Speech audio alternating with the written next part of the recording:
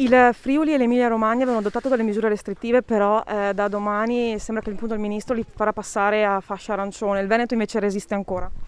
Sì, non ho capito sinceramente questa cosa perché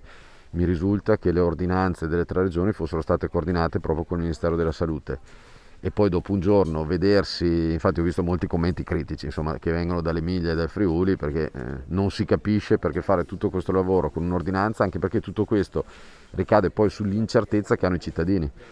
che devono continuamente cambiare, non sanno più a quel punto cosa possono e cosa non possono fare. Quindi io da marzo continuo a richiamare il fatto che una delle cose di cui tutti abbiamo diritto e dobbiamo avere è la certezza di quello che si può e di quello che non si può fare.